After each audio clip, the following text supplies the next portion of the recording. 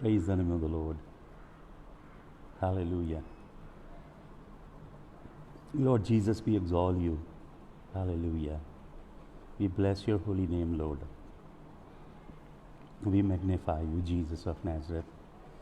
Magnify your blessed name. Thank you, Jesus. Thank you, Jesus of Nazareth. Thank you, King of glory. Thank you, King of glory. Thank you, King of glory. Hallelujah.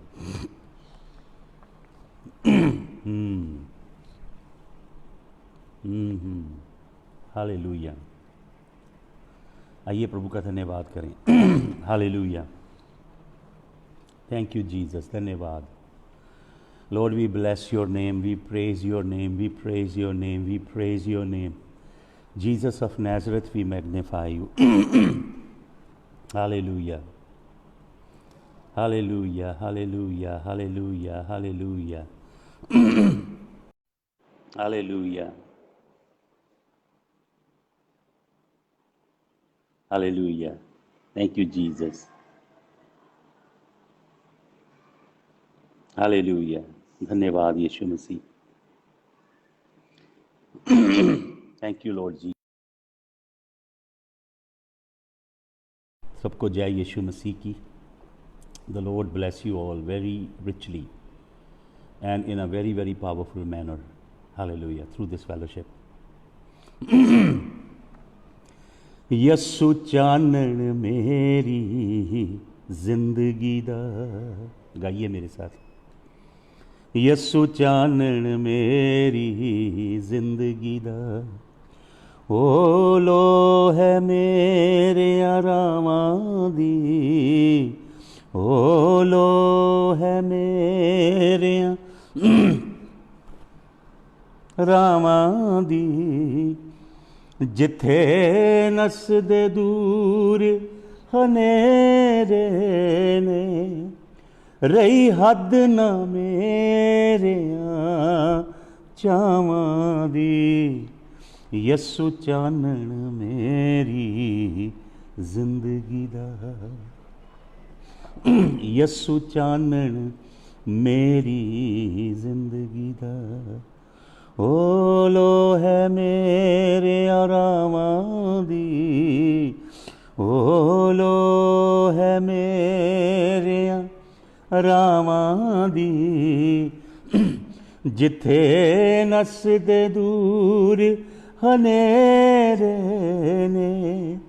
रही हद ना मेरेयां चावां दी. यसु चानन मेरी जिंदगी दा. मेरी ताकत मेरा जोर है ओ.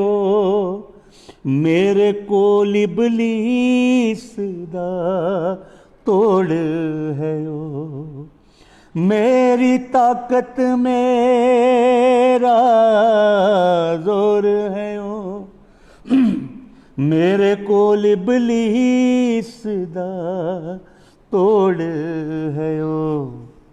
यसु वैरी मार मुकांदा ए.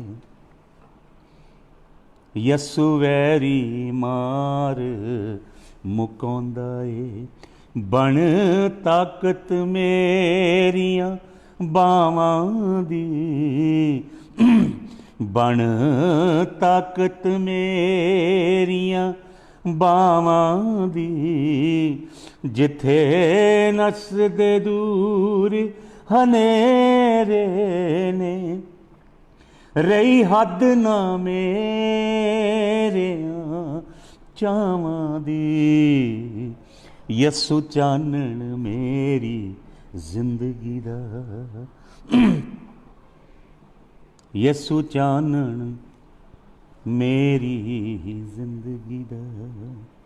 यसु चानन मेरी जिंदगी दा. Lord, we bless you. Lord, we praise you, we magnify you. You are our Jesus. You are a glory. You are the lifter of my head.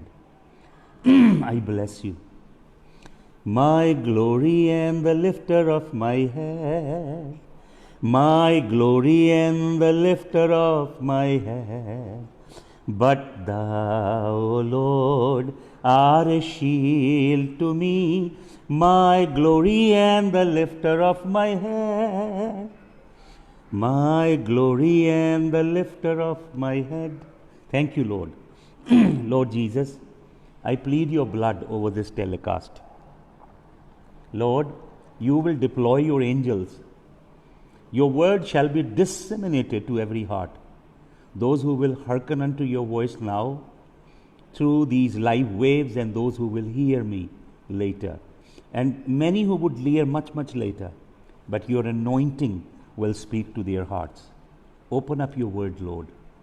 Hallelujah, thank you, तेरा धन्यवाद। यीशु मसीह के जलाली नाम में इस दुआ को हम मांगते हैं, आमीन। अगर आपने फेसबुक पे मेरी पोस्ट पढ़ी होगी तो आज मैं आपसे बात करने जा रहा हूँ हज्जई नबी के विषय में। प्रॉफिट हैगाई, इंग्लिश में हैगाई, और हज्जई नबी हम बोलते हैं। हबक्कुक सपन्य की किताब के बाद आपको मिलेगा हज्जई नबी। बहुत अद्भुत बातें आज आपको मैं बताने जा रहा हूँ, और ध्यान से सुनिएगा, नोट्स बनाइएगा, अध्ययन कीजिएगा, लिखिएगा। ये ट्रेजर्स हैं जो मैं आपके साथ बांट रहा हूँ। More precious than diamond, jewels and diadems, precious nuggets आपको यीशु मसीह के नाम में मैं आपके साथ शेयर करने जा रहा हूँ। हज्जई जो नबी है, जब इसराइल के ऊपर परमेश्वर की सजा आई, परमेश्वर बाइबल में ऑलमोस्ट पूरे ओल्ड टेस्टामेंट में नियरली 70 टाइम्स के करीब एक फ्रेज कहता है। आपको मालूम क्या फ्रेज वो? अगर तुम मेरी आवाज़ नहीं सुनोगे, अगर तुम मेरी आज्ञा नहीं मानोगे, अगर तुम मेरी विधियों को और मेरे हुक्मों की पालना नहीं करोगे, और मुझे त्याग के पराये देवी देवताओं के पीछे जाओगे और अन्य जातियों के जैसे गंदे काम करोगे, तो प्रभु कहता, I will send the sword, मैं तलवार भेजूंगा। I will send the famine, मैं अकाल भेजूंगा। I will send the pestilence.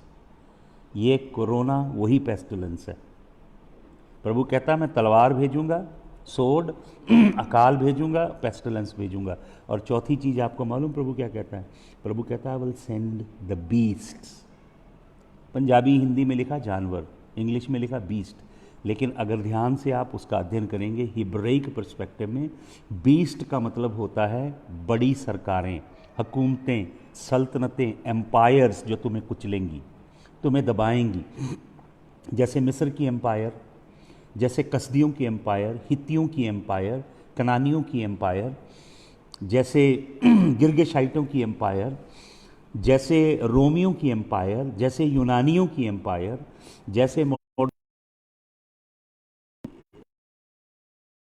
Crusaders आए, मुस्लिम एम्पायर, सब ने कुचला, दबाया, विषय में किया है यहोवा की वाणी का रहा। 40 ईयर्स, 40 वर्ष तक भविष्यवाणी करता रहा। उसे पकड़ के जेल में ठूसते थे, उसे पकड़ के दलदल में डालते थे, उससे झूठे नबी नफरत करते थे, करता था, उसको मिटाना चाहते थे खुदा के बंदे, था लिख के उस गया असीरी में।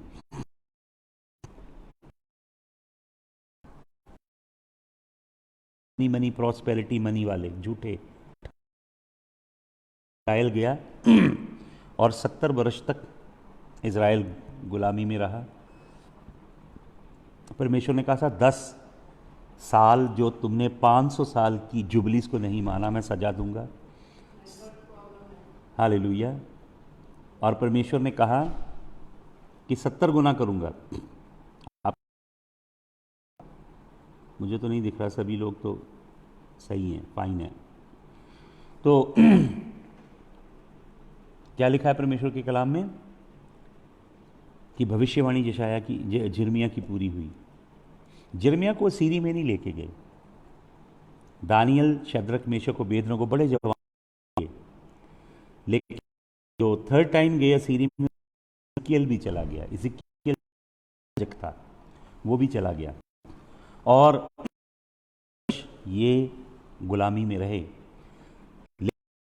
कहा इस अध्याय के अंदर, पढ़िएगा ध्यान से पूरा अध्याय, प्रभु ने कहा अगर तुम आज्ञा फिर नहीं मानोगे, तुम लिप्त रहोगे, मैं 7 गुना और सजा कर दूंगा। फिर 7 गई। एक रेमिनेंट लौटा, रेमिनेंट बकिया जिसे हम बोलते हैं, सारे नहीं लौटे, एक remnant. And the Lord said all the heathens and pagans you will be slaves to them, they will rule over you. और तुम्हें आराम नहीं मिलेगा, शांति नहीं मिलेगी, मैं तुम्हें सजा दूंगा, तितर बितर करूंगा और मारूंगा। यहोवा परमेश्वर ने बनी इस्राएल से कहा। Hallelujah.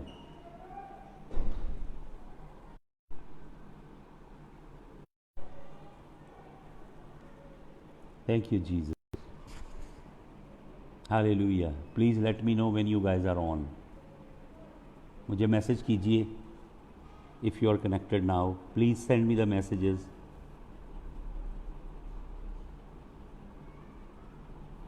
Hallelujah.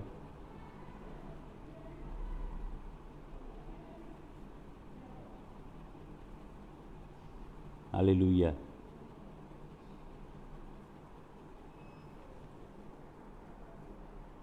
Hallelujah. Thank you Jesus. Hallelujah. क्या आपको सुनाई दे रहा है सभी को? क्या आप सुन सकते हैं?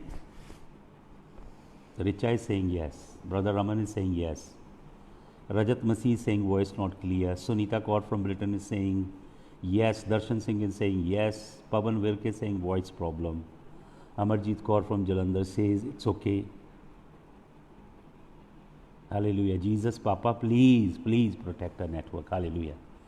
Hallelujah. I think we are back now. तो मैं बताना चाहता हूं कि हग्गाई जो है एकमात्र ऐसा नबी है जो असीरी में से वापस लौट कर आया है।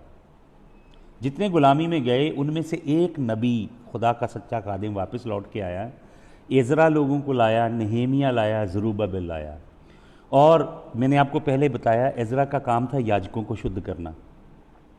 आप पढ़िएगा एजरा की पुस्तक के आखिरी अध्याय, याजकों को शुद्ध करना। नहेमिया का काम था शहर पनाह को बनाना, और ज़रूब्बाबिल का काम था यहोवा की टेम्पल को बनाना। Zerubbabel was responsible to build the temple of the Lord, Nehemiah was erecting the walls, शहर पनाह को बना रहा था, and the scribe Ezra was responsible to sanctify the priest.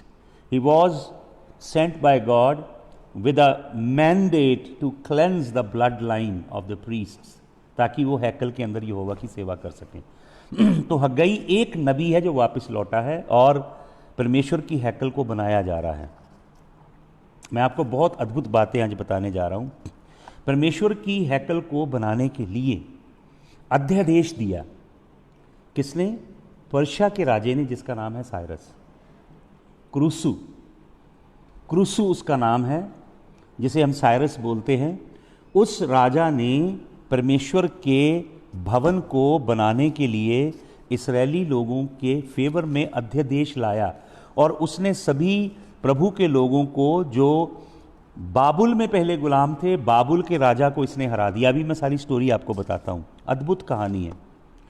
और वचन में लिखा है कि उसने बैबिलोनियन एम्पायर को हरा दिया और कब्जा कर लिया, और जितने उनके गुलाम थे वो सब इसके गुलाम हो गए। लेकिन ये जो राजा था, वचन में क्या लिखा है सुने, अब जल्दी से सुने। एजरा की किताब के पहले अध्याय के कुछ वचन पढ़ता हूं। फारस के राजा, पर्शिया के राजा क्रूसू के पहले वर्ष में यहोवा ने फारस के राजा क्रूसू का मन उभारा कि यहोवा का जो वचन यिर्मयाह के मुंह से निकला था वो पूरा हो जाए। यिर्मयाह ने कहा था 70 वर्ष के बाद रेमिनेंट को यहोवा वापस लेके आएगा, सब नहीं आएंगे। 490 ईयर्स की कैप्टिविटी, देन मल्टीप्लाई बाय, उसको 490 को फिर मल्टीप्लाई कर दिया गया 7 से। 1948 में 14 मई को वो आज़ाद होकर आए हैं, अपने शिनाले की सजा भुगतते रहे। तो जो यिर्मयाह के मुंह से निकला था वह पूरा हो जाए, इसलिए उसने अपने समस्त राज्य में प्रचार करवाया और लिखवा भी दिया। फारस का राजा क्रूसू यूं कहता है, स्वर्ग के परमेश्वर यहोवा ने पृथ्वी भर का राज्य मुझे दिया है और उसने मुझे आज्ञा दी है कि यहूदा के यरूशलेम में मेरा एक भवन बनवा, उसकी समस्त प्रजा के लोगों में से तुम्हारे मध्य में जो कोई हो उसका परमेश्वर उसके साथ रहे, वह यहूदा के यरूशलेम में जाके इजराइल के परमेश्वर का भवन बनाए जो यरूशलेम में है, वही परमेश्वर है। एक अन्य जाति का राजा, पर्शिया का राजा, जिसे आज हम ईरान कहते हैं, और पर्शिया के लोग उस समय ज़ोरोएस्ट्रियन थे, जरस्तु पातक थे। ज़ोरोएस्ट्रियन जो एक प्रॉफिट था, उसके जो रेवलेशन लेकर आया था वो भी मोनोथीस्टिक था, एक परमेश्वर की आराधना करने वाला था। और जो जरस्तु पातक था, ज़ोरोएस्ट्रियन था, उसने सारा यहूदी लोगों का प्रकाश ही चोरी किया था, यहूदी लोगों की किताबों में से चोरी करके एक मोनोथीस्टिक धर्म बनाया था।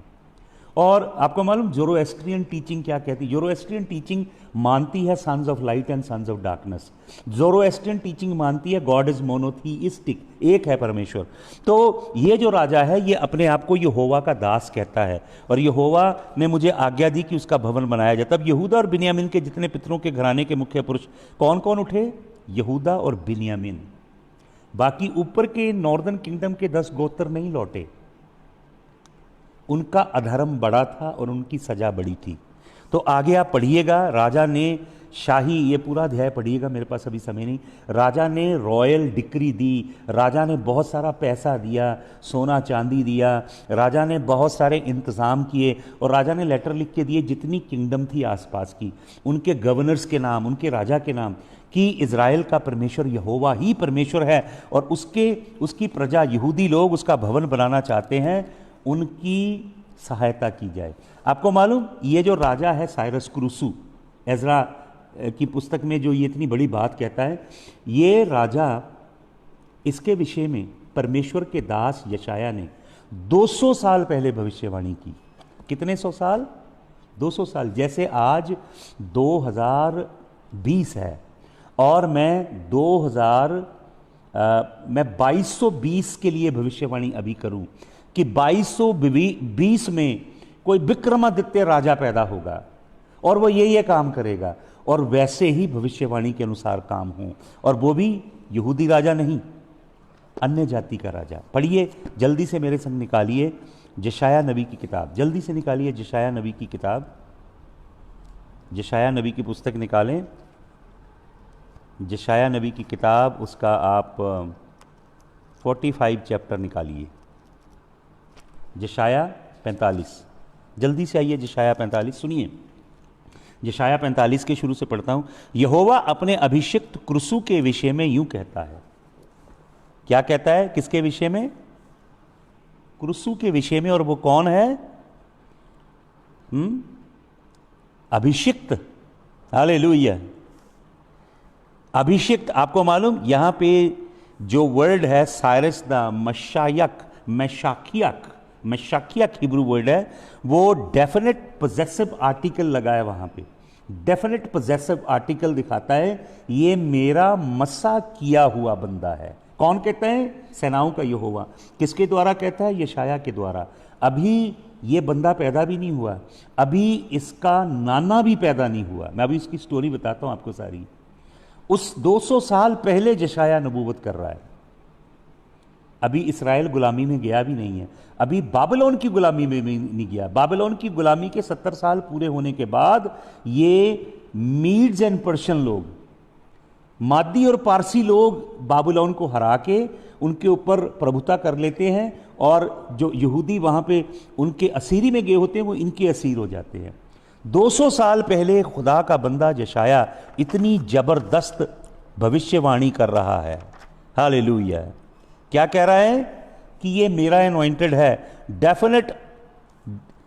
डेफिनेट पोजेसिव आर्टिकल है, मैं शाखी हिब्रू में, ये मेरा एनॉइंटेड है। और कहता है मेरा चरवाहा है, मेरा गडरिया है, यहोवा परमेश्वर कहता है। किसके लिए? एक अन्य जाति के राजा के लिए।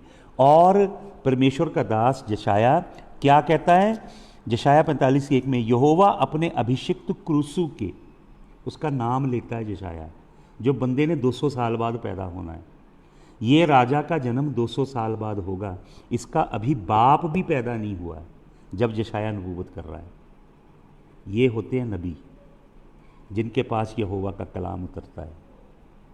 ये इतने कदावर हैं खुदावंद के नबी, जो टाइम ट्रैवल करते हैं। They can travel forward and they can travel backward. ये खुदा के नबी होते हैं। वो नहीं खड़ी हो जा नीले सूट वाली पहन पीले सूट वाली, आ रहा हूँ तेरे घर में काले, वो नहीं नबी होते।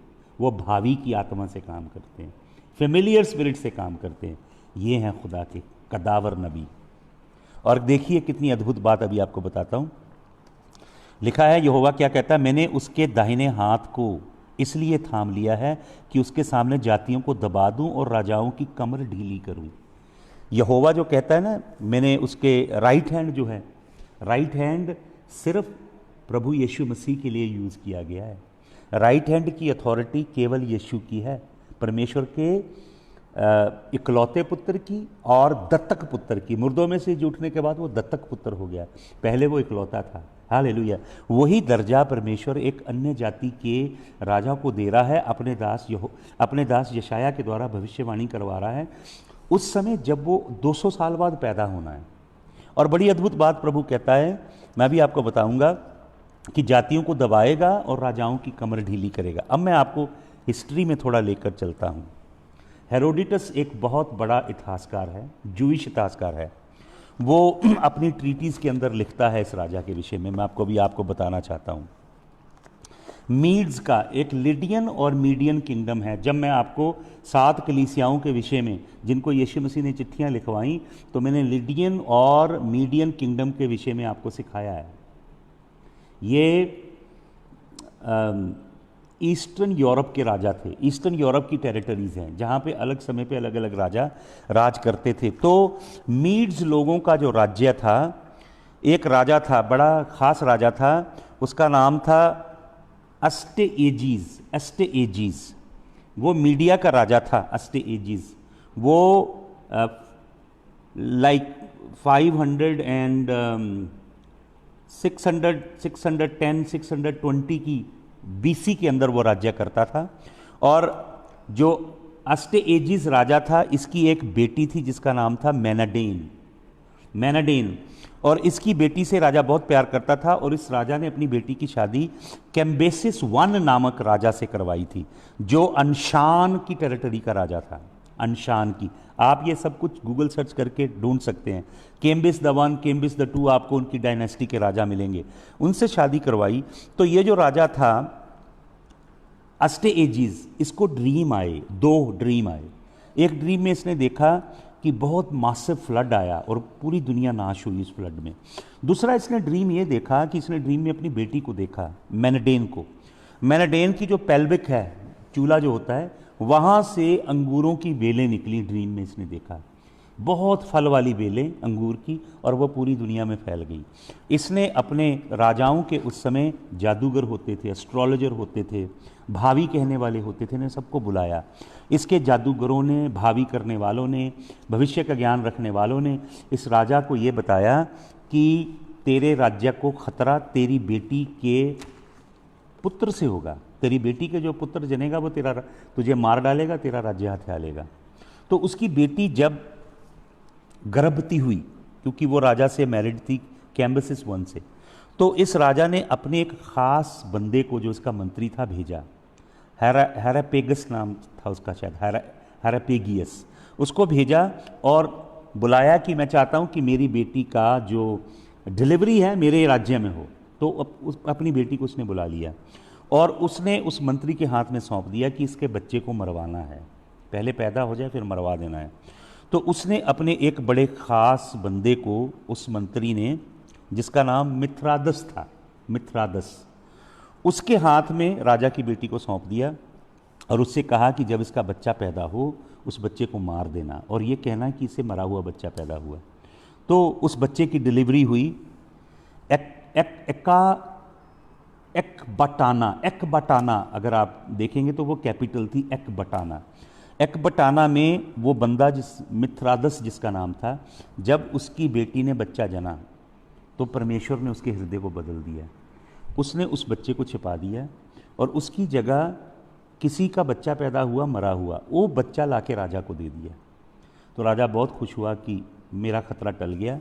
हालांकि उसकी बेटी का बेटा था, नाना ने अपने दोते को मरवाना चाहा राज्य के चक्कर में। तो वो जो बच्चा था वो गडरियों ने पाला, और बड़ी ज़बरदस्त कहानी है। और वो जो बच्चा था बड़ा होकर साइरस बना, और उसे ये गद्दी मिली मीड्स की। मीडियन लोगों का बहुत यशस्वी राजा हुआ, और उसकी परवरिश जब हुई उस समय यहोवा के कुछ लोगों का आशीर्वाद उसके जीवन के ऊपर आया, साइरस के ऊपर, क्योंकि यशाया परमेश्वर के दास ने उसके पैदा होने से 200 साल पहले भविष्यवाणी की थी। उसका नाम बता दिया था 200 साल पहले। ये होते हैं नबी, सुन लीजिए, ये सच्चे नबी होते हैं। इनके विषय में लिखा है, hearken unto the prophets of God and you will be established. वो पैसा इकट्ठा करने वाले लालची ढोंगी नबी नहीं, ये सच्चे नबी। तो क्या लिखा है, यशाया ने बड़ी खास भविष्यवाणी की उसके लिए। क्या भविष्यवाणी की कि जातियों को वो दबा देगा और राजाओं की कमर ढीली करेगा, और उसके सामने फाटक ऐसे खोल दिए जाएंगे कि फिर बंद ना किए जाएं। ये सब बातें पिता परमेश्वर ने मसीह के लिए कही हैं। यीशु मसीह कहता है जो दरवाज़ा मैं बंद करूं उसे कोई नहीं खोल सकता। और वचन में लिखा है कि पृथ्वी के राजा क्यों दंड करते हैं, ज़बूर भजन 2 में, यहोवा हंसेगा उनके ऊपर। यीशु मसीह अपने मुंह की तलवार से पृथ्वी के सब राजों का घात करेगा, राजाओं का राजा और प्रभुओं का प्रभु होगा। उसकी हल्की सी फोर शैडो दिखाई गई साइरस में यहाँ। वो राजाओं की कमर ढीली करेगा। ये जो राजा है ये मीड्स का राजा है। आपको मालूम, इजरायलियों को, सदर्न किंगडम को, यहूदा को गुलाम बनाकर ले गया कौन? बाबुल का राजा नबूकदनेस्सर। वो हैकल को लूट के ले गया। हैकल के अंदर जो पवित्र चीज़ें थी, जैसे कि ये 600 आर्टिकल थे हैकल के अंदर, सोने के, चांदी के, सारे लूट के ले गया। लेकिन उस राजा ने क्या किया, उन आर्टिकल्स को यूज़ नहीं किया। सोने और चांदी के बर्तन थे, वो उसने रखवा दिए राजा ने, नबूकदनेस्सर ने। लेकिन क्या हुआ, उसकी जो अगली जनरेशन आई, अब एक वचन पढ़िए जल्दी से मेरे साथ, दानियल नबी की पुस्तक निकालिए, दानियल नबी की पुस्तक, और उसके 5 अध्याय में आ जाइए। अभी देखिए, नबूकदनेस्सर मर गया है, उसका आगे बेटा है, उसका नाम है दानियल की पुस्तक 5 अध्याय का पहला वचन, बेलशस्सर उसका नाम है। बेलशस्सर नामक राजा ने अपने 1000 प्रधानों के लिए बड़ा भोज किया और उन 1000 लोगों के सामने दाख मधु पिया। अपने बड़े बड़े लोगों को इकट्ठा किया। पिता ने, जिसका नाम नबूकदनेस्सर है, उसने बहुत बड़ी एम्पायर खड़ी की है। वो गोल्डन एम्पायर थी, सोने का सर था, वो बहुत बड़ी एम्पायर जो विश्व पे राज्य करती थी। उसके पुत्र ने कुछ नहीं किया, उसको विरासत में मिला है तो उड़ा रहा है। क्या कर रहा है? दारू पी रहा है, दाख मधु ले रहा है और पार्टीज कर रहा है।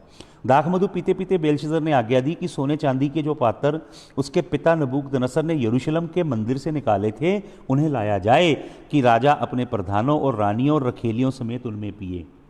पार्टी चल रही है, ऑर्जीज चल रही हैं, औरतें हैं, दारू है, जश्न है, रानियां हैं, कई औरतें हैं, बहुत पाप भरा माहौल है। राजा के अंदर शैतान काम करता है। ये बेटा है किसका? नबूकदनेस्सर का। और कहता है कि वो पवित्र बर्तन लेकर आओ, हम उसमें शराब पिएंगे।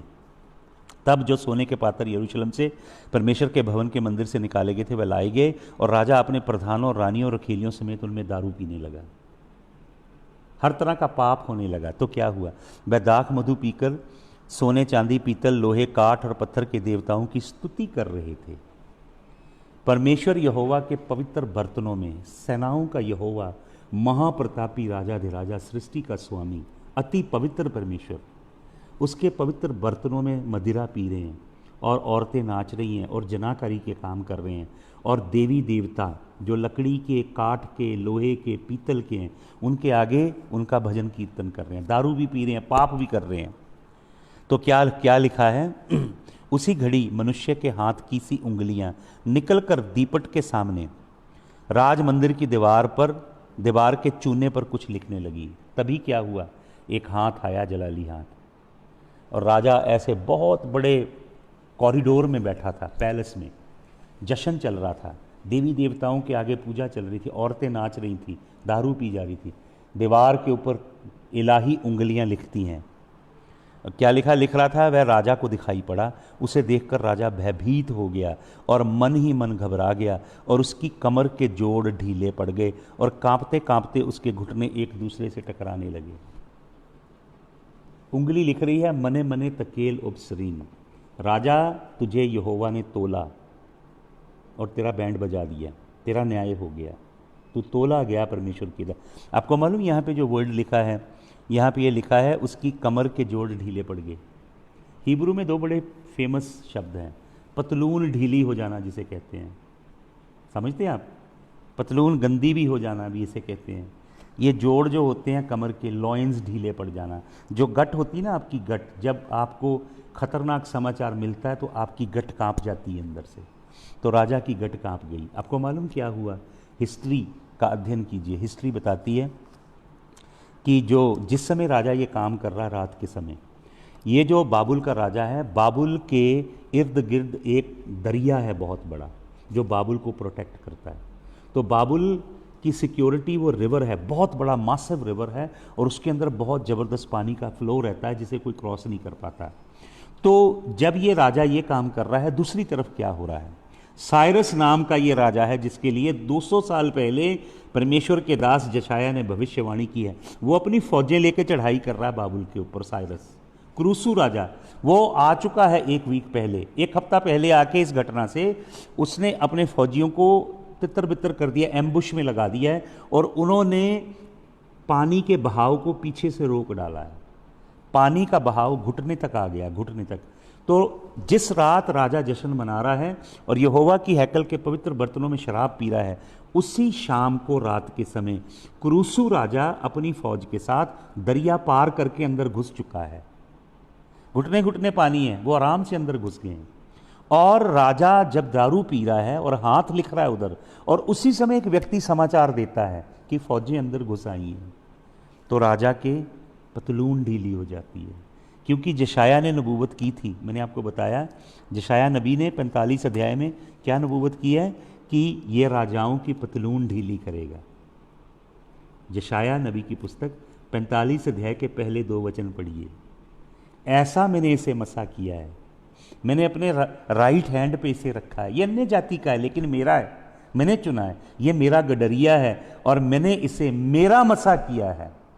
पर्सनल पोजेसिव प्रोनाउन है वहाँ पे हिब्रू ग्रामर के अंदर। यहोवा किसी को भी चुन सकता है, आप घमंड मत करिए, मैं घमंड नहीं कर सकता, वो किसी को भी चुन के काम ले सकता है। हम घमंड नहीं कर सकते मैं बड़ा प्रॉफिट हूँ, मैं बड़ा पापा हूँ, बड़ा डैडी हूँ। अरे भैया हम क्या चीज़ें हैं? He can pick up anybody, he can pick up nobody and make him somebody. प्रभु के लिए क्या काम मुश्किल है? ये राजा के लिए उसने, जशाया ने भविष्यवाणी की थी, वो पतलून ढीली करेगा। तो देखिए इसकी बेलशज़र की पतलून ढीली होगी। हिस्ट्री अगर आप पढ़ेंगे, वो राजा अंदर घुसाया, राजा की प्रजा इसी रात अंदर घुसाई। इस राजा ने डरते मारे सरेंडर कर दिया, घुटने टेक दिए साइरस के आगे जाके, और राज उसके हवाले कर दिया। एक तीर नहीं चला, किसी ने तलवार नहीं उठाई, कोई लड़ाई नहीं हुई।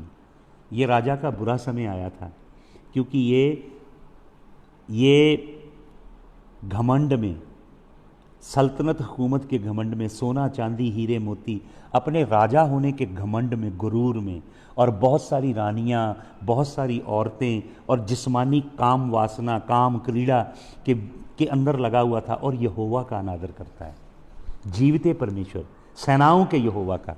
तो इसके लिखा है उसे देखकर राजा भयभीत हो गया और मन ही मन घबरा गया, और उसकी कमर के जोड़ ढीले पड़ गए, कांपते कांपते उसके घुटने एक दूसरे से टकराने लगे।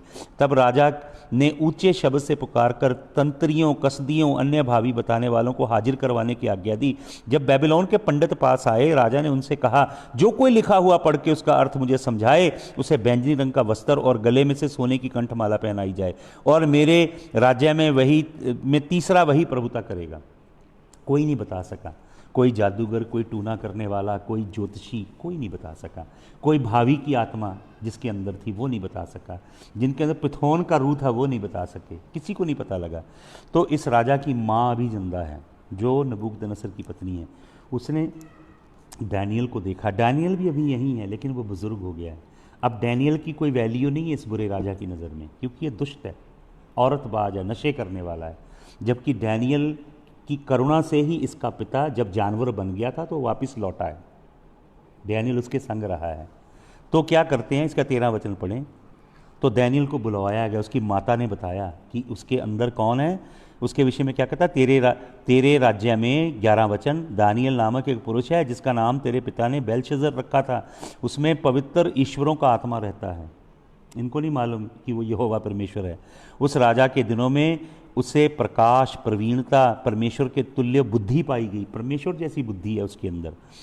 हे राजा, तेरा पिता जो राजा था उसने उसको सब ज्योतिषियों, तंत्रियों, कसदियों, अन्य भावी बताने वालों का प्रधान ठहराया था, क्योंकि उसमें उत्तम आत्मा, ज्ञान, प्रवीणता, सपनों का फल बताने और पहेलियां खोलने और संदेह दूर करने की शक्ति पाई गई। इसलिए अब तू दानियल को बुला, वो अर्थ बताएगा। तो दानियल को जब बुलाया तो राजा दानियल को घमंड से क्या कहता है, कहता है कि मैंने तेरे बारे में ये सुना है, मुझे बता तो मैं तुझे बहुत सारा धन दूंगा, गले की माला डालूंगा, ये करूंगा, वो करूंगा, और तुझे राजा बना दूंगा, मेरे नीचे तू होगा।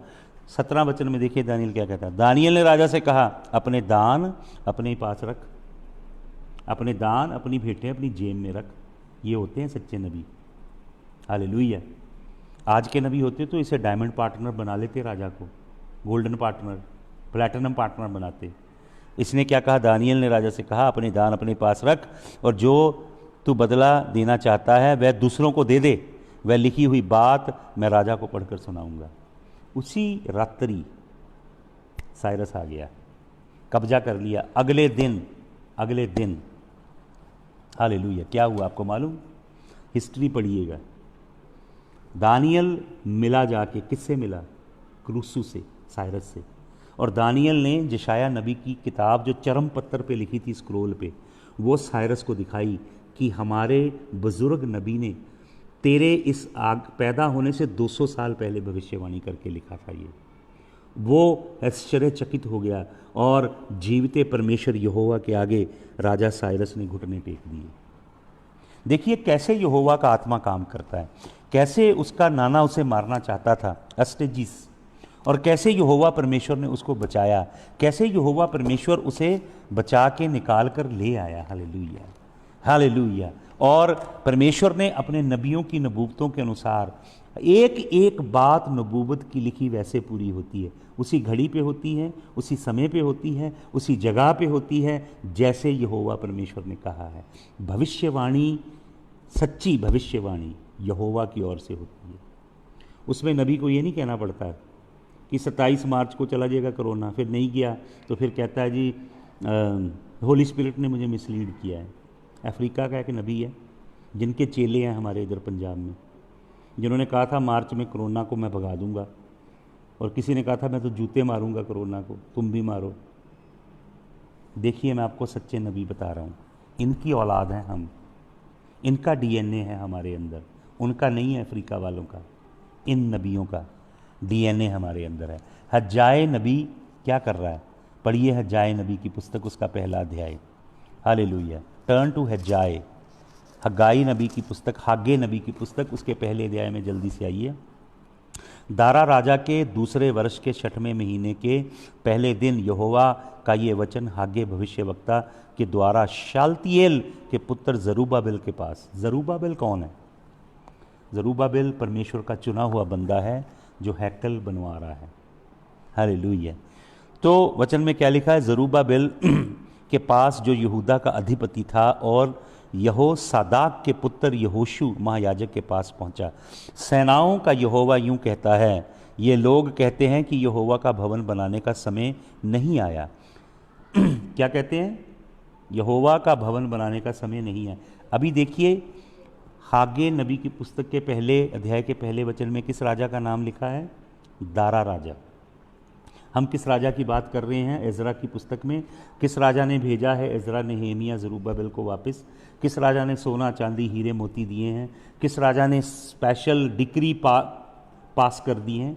किस राजा ने कहा है सेनाओं का यहोवा, जो यहूदियों का परमेश्वर, वही परमेश्वर उसका भवन बनाओ? उस राजा का नाम है साइरस। उसके समय ये लोग आए हैं, आके शहरपनाह बनानी शुरू की इन्होंने, थोड़ा बहुत काम किया, थोड़ी बहुत रेफर्मेशन की है, उसके बाद ठंडे पड़ गए, वापस लौट के अब्जॉर्ब हो गए। क्यों? क्योंकि बड़ी अद्भुत बात है, मुझे नहीं मालूम ये विषय मैं आज पूरा कर पाऊंगा, थोड़ा टाइम है अभी। तो इस्राएल में पीछे जो लोग छूट गए हैं उनमें से बहुत सारे लोग मिक्स ब्रीड हो गए हैं, समैरिटन बन गए हैं, अश्शूरियों के साथ शादियां कर ली हैं। इज़राइल पथभ्रष्ट हो चुका है, इज़राइल का बहुत बुरी दशा है।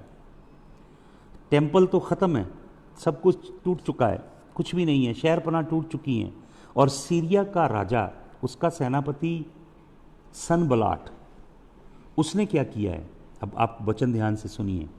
इज़राइल के अंदर जो याजक वापस पीछे छूट गए, लेवी के गोत्र के धर्मी लोग, उन्होंने अन्य जाति की औरतों से ब्याह कर लिया। सनबलाट जो है, फिर किसी समय उसके विषय में बताऊंगा, सीरियन गवर्नर है, उसने अपनी बेटी की शादी जो परमेश्वर की टेम्पल में याजक था उसके साथ की है। और सनबलाट सीरियन है, मूर्तियों की पूजा करने वाला है। यहोवा के याजकों ने, लेवियों ने यहोवा को त्याग दिया है। 70 वर्ष में वो लोग उधर जाके पथभ्रष्ट हो गए, यहूदी लोग। उन्होंने बाबुल की गुलामी में तलमुड लिख लिया है, मिद्राश लिख लिया है, तलमुड लिखा है, गमारा लिखा है, मिशना लिखा है, यहोवा के कलाम को तोड़ मरोड़ दिया है।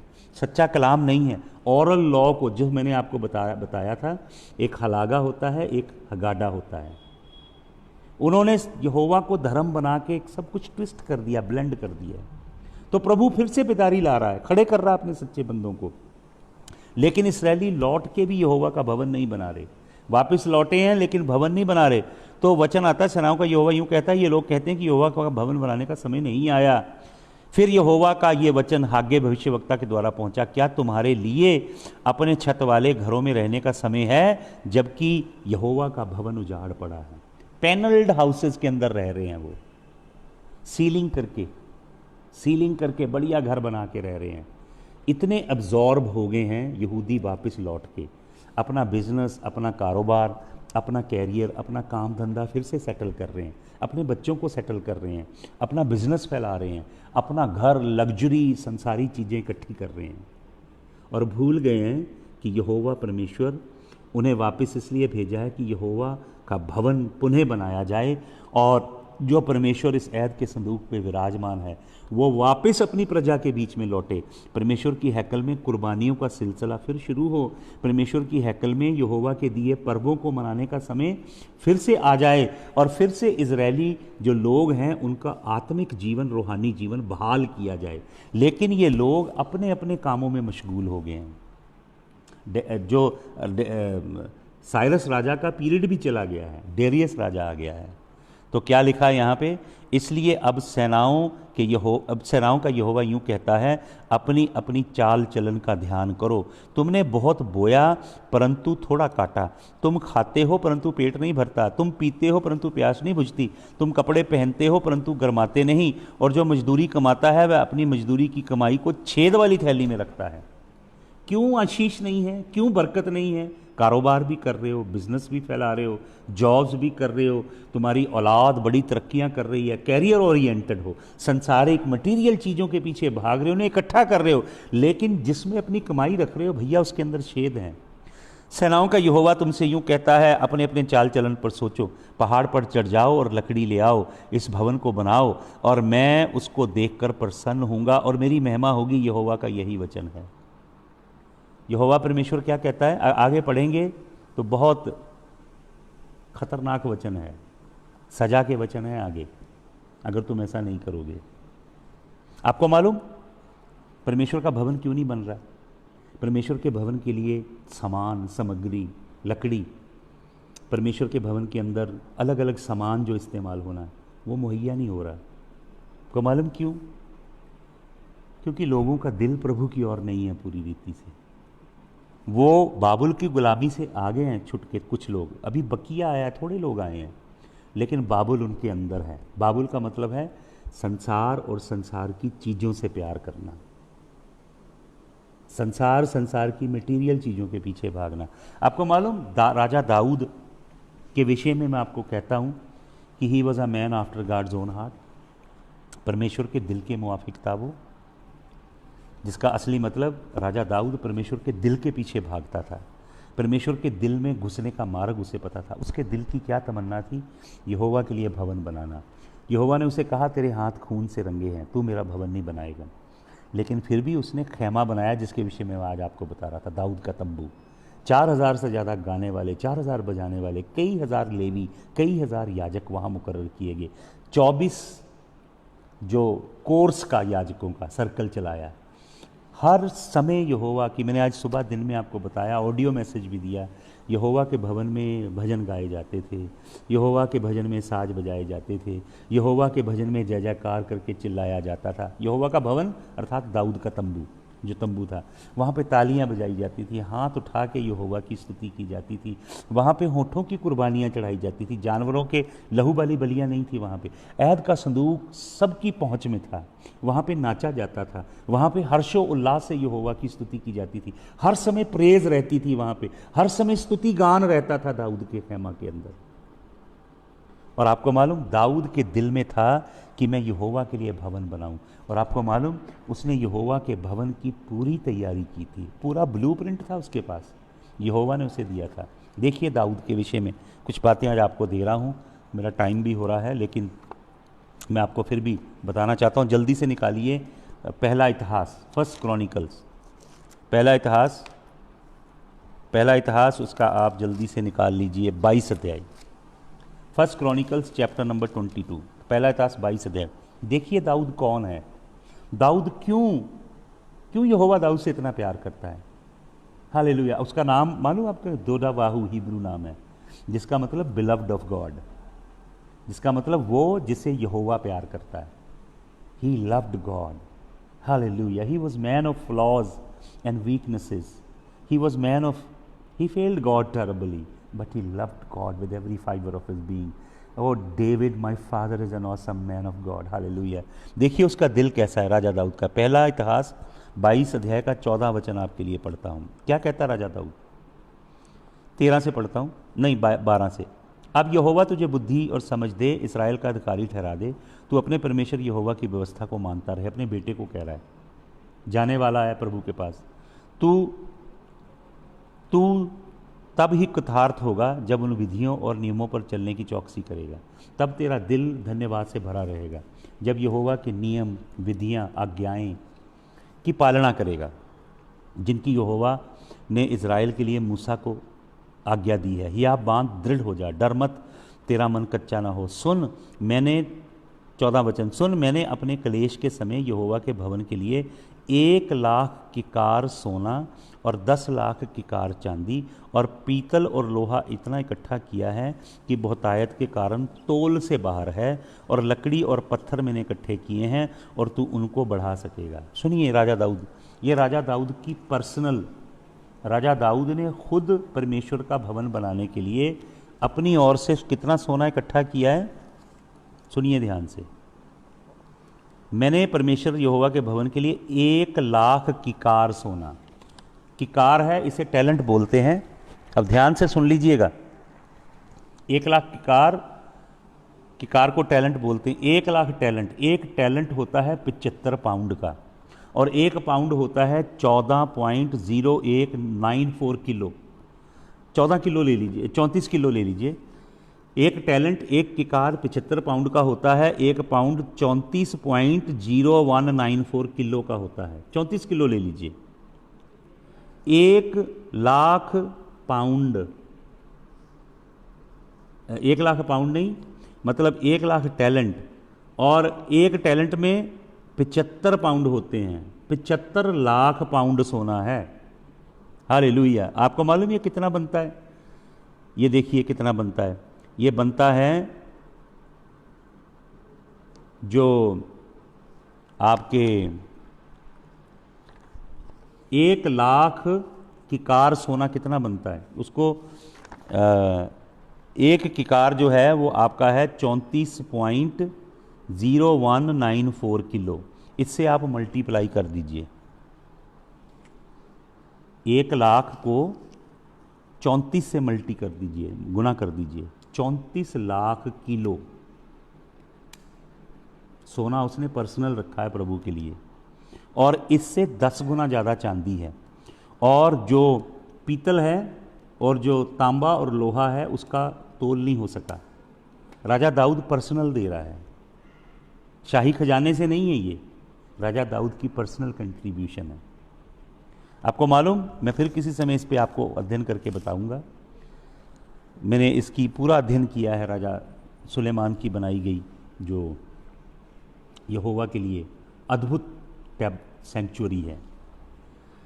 200 लगभग 284 या 86 बिलियन डॉलर आज खर्च आएगा उसे बनाने में। आपको मालूम, दूसरा इतिहास 7 अध्याय का 5 वचन पढ़िएगा। दूसरा इतिहास 7 अध्याय का 5 वचन और पहला राजा 8 अध्याय का 63 वचन पढ़ लीजिएगा। Second Chronicle 7:5, first Kings 8:63। क्या लिखा यहाँ पे? राजा दाऊद ने जब आलीशान हैकल यहोवा के लिए बना दी, 22,000 बैल यहोवा को चढ़ाए। एक ही बार में 22,000 बैल यहोवा के लिए चढ़ा दिए गए। और आपको मालूम, 1,20,000 भेड़ चढ़ाई गई। मैं अगर पास्टर हूं तो मैं लोगों को बोलूंगा इकट्ठा करो जी, भेंटें डालो जी, प्रभु का काम करना है। लेकिन राजा दाऊद ने सबसे पहले खुद से दिया है प्रभु का भवन बनाने के लिए। लीडर, अगुआ सबसे पहले खुद मिसाल पैदा करता है। हालेलुया। पढ़ लीजिए फिर 22 का 14। सुन, मैंने अपने क्लेश के समय, कैसे समय? दुख मुसीबतों में भी, यहोवा भवन के लिए 1,00,000 किकार, 34 किलो का एक किकार है। 1,00,000 किकार है, 34 लाख किलो सोना है मेरे भाई मेरी बहन। तोड़ो तोड़ी सोने की दीवारें थी, पिल्लर थे अंदर हैकल के, पत्थरा नहीं चढ़ा था सोने का, solid in and out gold. ये तो दाऊद का है केवल, बाकी और पूरा कैलकुलेट करिएगा। 1,00,000 किकार को 34.0194 से मल्टीप्लाई कर दीजिए, इतने किलो है। और इससे 10 गुना ज़्यादा किलो चांदी है। और आज इनका मूल्य निकालिए कितना है। लगभग आप देखिए, लगभग क्या है कि 50,000 का तोला है, 5 लाख का 100 ग्राम है और 50 लाख का किलो है। और 34 लाख किलो कितने का हो गया? सोना ही अकेला। चांदी उससे 10 गुना ज़्यादा है। मिलियन किकार है। मिलियन को 34 से गुना करेंगे तो किलो आएंगे। और राजा दाऊद ने 22,000 बैल खड़ा करने के लिए जगह पता कितनी चाहिए? चुने बैल। और 1,20,000 भेड़ें चढ़ाई यहोवा को। अभी छोटी सी कैलकुलेशन दे रहा हूँ, राजा दाऊद ने पर्सनल दिया है। करते हैं ऐसे पास्टर पर्सनल चर्च बनाने के लिए आज कि मैं खुद से दे रहा हूँ। आज किसी ने एक पोस्ट डाला था कि पास्टर जी को नई गाड़ी चाहिए, पास्टर जी को नया एसी, नया घर चाहिए, तो हम कंट्रीब्यूट करें। और फिर लिखा है कि किसी विश्वासी को कोई समस्या आ गई है, कोई प्रॉब्लम है, बेटी की शादी है, कुछ चाहिए, तो नीचे लिखा था आओ हम दुआ करें। देखिए राजा दाऊद अगुआ है अद्भुत, उसने सब कुछ प्रभु यहोवा के भवन के लिए इकट्ठा करके रखा है। हालेलुया। इसकी पूरी कैलकुलेशन करिएगा कभी। मैंने क्लेश के समय यहोवा के भवन के लिए 1,00,000 किकार, 1,00,000 किकार का मतलब 34 लाख किलो सोना है और 3 करोड़ और 40 लाख किलो चांदी है। 3 करोड़ 40 लाख किलो चांदी। पीतल लोहा इतना इकट्ठा किया है कि बहुतायत के कारण तोल से बाहर है। लकड़ी और पत्थर भी मैंने इकट्ठे किए हैं, तो उनको और बढ़ा सकेगा। ये एक छोटा सा फ्रेगमेंट है। अगर आप पढ़ेंगे पहला इतिहास 22 हमने पढ़ा है, अब हम पढ़ेंगे एक और वचन पढ़ेंगे। पहला इतिहास 29 अध्याय, पहला इतिहास 29 अध्याय में आइए। एक वचन और आपको देना चाहता हूँ, मैं सारे वचन नहीं पढ़ पाऊंगा। अब देखिए यहाँ पे पहला इतिहास 29 अध्याय का 3 वचन। फिर मेरा मन अपने परमेश्वर के भवन में लगा है, इस कारण जो कुछ मैंने पवित्र भवन के लिए इकट्ठा किया है उस सब में से अधिक मैं अपना निज धन, मेरा अपना, वो तो सारा इकट्ठा किया है, अब कहता मेरा अपना, सुन लीजिए, मेरा निज धन जो सोना चांदी के रूप में मेरे पास है, मैं परमेश्वर के भवन के लिए देता हूँ। मेरा पर्सनल कहता मैं देता हूँ, अर्थात 30,000 किकार चांदी। कितनी? 30,000 टैलेंट। 30,000 टैलेंट पर्सनल राजा दाऊद की है वो, सॉरी, जो उसने इकट्ठा किया है सारा वो है। लेकिन ये जो है 30,000 किकार राजा दाऊद की पर्सनल, 30,000 किकार ओपीर का सोना है, कुंदन सोना है, ये 24 कैरेट से भी उत्तम 30,000 किकार है। ये आपको मालूम कितना बनता है? 30,000 को अगर आप 34.019 से मल्टीप्लाई करते हो तो ये बनता है 1,02,058 किलो 200 ग्राम। 1,02,058 किलो 200 ग्राम सोना उसने पर्सनल दिया है, राजा दाऊद ने, पर्सनल, मेरा अपना है। और क्या कहता है? और 7,000 किकार ताई हुई चांदी है, जिसमें से सब मैल निकली है, ताई हुई चांदी है 7,000 किकार, वो भी मैं देता हूँ। जिससे कोठरियाँ की दीवारें मढ़ी जाएंगी। कोठरियाँ जो पीछे हैं हैकल के, जहाँ पे टाइज रखे जाते थे, जिसे हम कहते हैं सारे दशमांश मोदी खाने में लेकर आओ, स्टोर हाउस थे वो। और सोने की वस्तुओं के लिए सोना, चांदी की वस्तुओं के लिए चांदी, और कारीगरों से बनाने वाले सब प्रकार के काम के लिए मैं उसे देता हूँ। अब कौन अपनी इच्छा से यहोवा के लिए अपने को अर्पित कर देता है? फिर सब ने दिया है, फिर वो इकट्ठा किया हुआ अलग है। देखिए राजा दाऊद, हालेलुया। हिराम के राजा ने बहुत सारी लकड़ी दी है उसके लिए, सबको मैंने कैलकुलेट किया है, फिर किसी समय आपको इसके ऊपर और बताऊंगा। क्योंकि राजा दाऊद जैसा अगुआ है जिसका दिल यहोवा की ओर है, तो यहोवा के लिए आलीशान भवन बनाए। 286 पॉइंट समथिंग बिलियन डॉलर। आपको मालूम, जो दुनिया का सबसे अमीर आदमी है उसके पास 100 बिलियन है, जेफ बेओज। हमारे देश के सबसे रिच के पास शायद 86 बिलियन है। कैसे अद्भुत यहोवा के लोग थे जो यहोवा से प्यार करते थे। हालेलुया। यहोवा का भवन, हागे नबी कह रहा है कि तुम अपने बना रहे हो, अपने लिए पैनल्ड हाउस बना रहे हो। यहोवा तुम्हारे भवन के लिए, परमेश्वर के भवन के लिए तुम्हारे दिल में कोई बात नहीं है। हालेलुया। तो क्या कहता है परमेश्वर का दास? आज तो मैं ये ख़त्म नहीं कर पाऊँगा, खैर मैं आपको कुछ और बात करते हैं। Hallelujah, hallelujah. क्या कहता है प्रभु का बंदा? सुनिए प्रभु का बंदा क्या कहता है। तब 12 वचन, तब शालतिएल के पुत्र जरूब्बाबेल और यहोसादाक के पुत्र यहोशू महायाजक ने सब बचे हुए लोगों समेत अपने परमेश्वर यहोवा की बात मानी, और जो कुछ उसके परमेश्वर यहोवा उनसे कहने के लिए हागे भविष्यवक्ता को भेज दिया था उन्होंने मान लिया, और लोगों ने यहोवा का भय माना। अब ये यहोशू महायाजक जो है, क्योंकि इज़राइल पथभ्रष्ट है, सारा पाप में डूबा है, इसलिए हेवनली कोर्ट में केस चल रहा है। जकरिया नबी की पुस्तक 3 अध्याय आज अपने घर में पढ़ना आप। क्यों ये सब मुश्किलें आ रही हैं? क्योंकि शैतान ने इज़राइल के विरुद्ध स्वर्गीय सुप्रीम कोर्ट में मुकदमा दायर किया है याजक के विरुद्ध में। आपको मालूम याजक कौन है? याजक पूरे राष्ट्र को दिखाता है। याजक वो है जो यहोवा के भवन में यहाँ जाके पूरी कौम को रिप्रेजेंट करता है।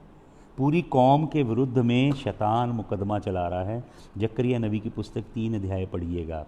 मैंने उसके ऊपर थोड़ा सा आपको सिखाया है, फिर समय मिलेगा फिर उसके ऊपर हम बात करेंगे। प्रभु यीशु मसीह आपको बहुत आशीष दे। प्रभु यीशु मसीह आपको हृदय दे कि आप परमेश्वर के कामों के लिए अपना जीवन दें। आप संसार के लोहा लंगड़ को इकट्ठा करने वाले ना हों। दुनिया में बहुत महत्वाकांक्षी लोग हैं, too much ambitious for the worldly thing, too much ambitious for real estate, for bungalow, for गाड़ी, फॉर बैलेंस सही है। आप इन चीज़ों के पीछे मत भागें, ये चीज़ें आपके पीछे भागें, फिर मजा आए। आप संसार की चीज़ों के पीछे मत भागें, आप यीशु मसीह के पीछे भागें और ये बरकतें आपके पीछे भागें। तब परमेश्वर का वचन पूरा होगा। निश्चय करुणा और भलाई जीवन भर मेरा पीछा करेंगे। करुणा परमेश्वर की और परमेश्वर की भलाई हर तरह की संसारिक बरकत आपके पीछे लेकर आएगी। लेकिन आप उनके पीछे नहीं होंगे। आप यीशु मसीह के पीछे इसलिए नहीं जा रहे कि संसारिक चीज़ें मिले। आप बो रहे हो प्रभु के लिए, पर मनसा ये नहीं है कि आपको बहुत कुछ मिल जाए। आप बो रहे हो क्योंकि आपको प्रिविलेज मिली है।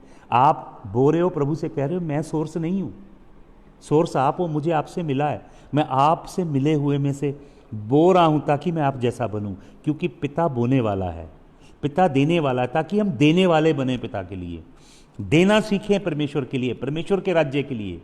अपने पैनल्ड हाउसेस के अंदर ना बैठे रहें, यहोवा परमेश्वर का भवन बनाए। यहोवा का भवन का मतलब चर्च बिल्डिंग ही नहीं है। यहोवा के भवन का मतलब है उसकी जलाली कलीसिया को खड़ा करने में, उसकी किंगडम को खड़ा करने में योगदान दें। सिर्फ पैसे का योगदान नहीं, सब कुछ दें अपना। सब कुछ आपने उससे ही पाया है। आप अपनी माँ की कोख से नंगे आए थे। सब कुछ उसका है जो उसने आपको दिया है। ये मत कहें ये मेरा है। आप केवल स्टूवर्ड हैं, मालिक नहीं है। मालिक यहोवा है। आइए प्रार्थना करें। प्रभु, अपने लोगों को आशीषित कर ताकि तेरा भवन बनाया जाए। जब तेरे लोग पैनल्ड हाउसेस में रहते हैं, प्रभु ऐसे गडरिये खड़े कर जो खुद से कहें इतना मैंने रखा यहोवा के भवन के लिए, मैं दे रहा हूँ यहोवा के भवन को बनाने के लिए, और तेरी प्रजा के लिए मिसाल हो खुदावन। तेरा आत्मिक भवन बनाया जाए। कलीसिया परमेश्वर की टेम्पल है। परमेश्वर के वचन में 7 बार ये लिखा है नए नियम में, church is the temple of the most high God. Hallelujah. हम उसके पिलर हैं, हम जिंदा पत्थर हैं उस हैकल के अंदर। इनका निर्माण किया जाए। हालेलुया। प्रभु, आध्यात्मिक कामों में, आत्मिक कामों में, प्रभु तेरी रूह के कामों में लोग बोएं तेरे लिए। और प्रभु, पैसे के लालच करने वाले जो सेवक खुदावन तेरे कलाम को तोड़ते मरोड़ते हैं, यीशु मसीह उनकी आंखें खोल, वो तेरे सत्य को जाने। प्रभु, तेरे इन लोगों को आशीषित कर, बरकत दे, यीशु मसीह के जलाली नाम में, आमीन। हालेलुया। समय पता ही नहीं लगता। हालेलुया। अभी ये सब्जेक्ट भी पूरा नहीं हो पाया। कल फिर मिलेंगे 10 बजे। प्रभु यीशु आपको आशीष दे। सबको जय मसीह की।